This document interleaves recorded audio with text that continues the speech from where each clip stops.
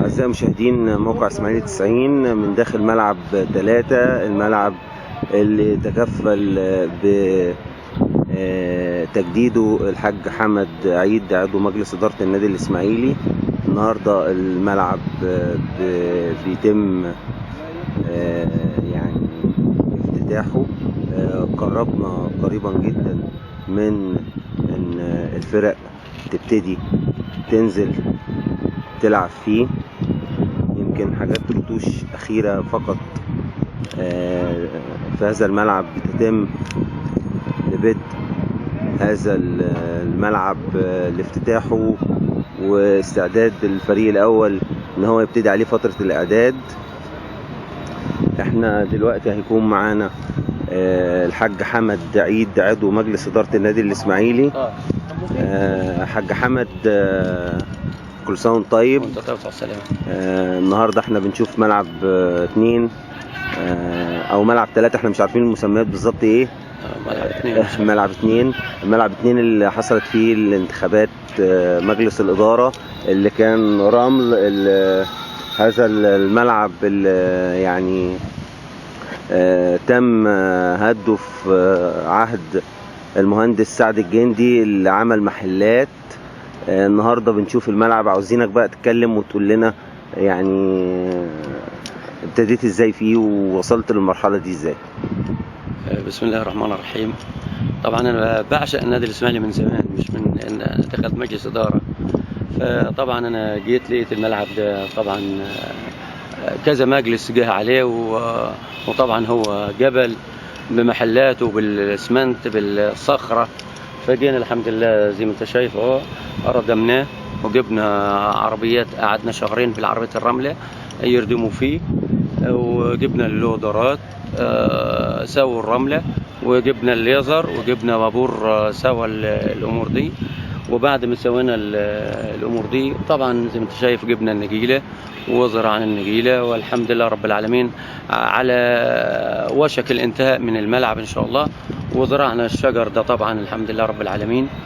وفضل عملنا العرض وعملنا العمدان بتاعت الشبك. احنا شايفين هناك اهوت يعني عمال عمال النادي الاسماعيلي بيركبوا الشبك ورا الجون، ورا الجون عشان الكور ما تطلعش بره النادي. اللي بيركبوا العمدان علشان نركب الشبك وعلشان الكور ما تطلعش بره الشارع. تمام. طب يا محمد، انا عاوز برضو سؤال بصراحه، هذا الملعب تكلف ماديا قد ايه؟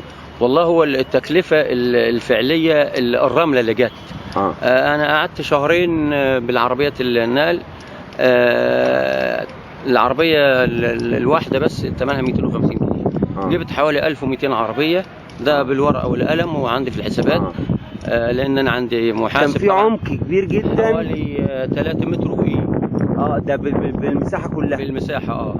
فجبت 1200 عربيه وعربيه نقل. ثمن العربيه بس حوالي 250، غير طبعا دخان العمال، غير مش عارف ايه، غير اللودر، غير البوابير، غير الليزر، غير الحاجات دي، غير العمال اللي طبعا بتزرع، غير العمال طبعا. دي حاجات النسريه انا ما بحسبهاش على فكره.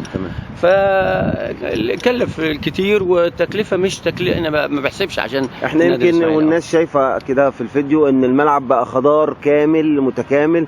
امتى الفرق تبتدي تنزل تلعب على هذا الملعب؟ والله انا لو انا ما وسعتش الحته اللي ورا كنت خلال 15 يوم من النهارده ينزلوا يتدربوا. لكن انا حسيت في حوالي 15 متر تاني يفيدوا اللعيبه، او ممكن اللي هي المروحه. فقلت لا، انا هضيف للملعب علشان خاطر يبقى ملعب اساسي وقانوني. فبعد ما هو كان حوالي 80 خليته 100 وإيه. فملعب قانوني يلتعب عليه ماتشات اي يعني، وان شاء الله يعني هياخد فتره. ابو حمد، احنا شايفين السور لونه ابيض في الحتت الطوب الاحمر اللي هي كانت مهدوده قبل كده اهوت عشان الجرافات تخش واللوادر تخش ديت. احنا عاوزين نعرف هتعمل ايه في السور. السور ده طبعا متهد كان عشان المحلات ومش عارف ايه. تمام. فطبعا شكله طبعا لا يليق بحاجه اسمها النادي الاسماعيلي. تمام. فان شاء الله انا في النيه بتاعتي ان اعمله اللون بتاع النادي الاسماعيلي، لون التيشيرت واللون اللبني والاصفر. اللبني في اصفر ان شاء الله.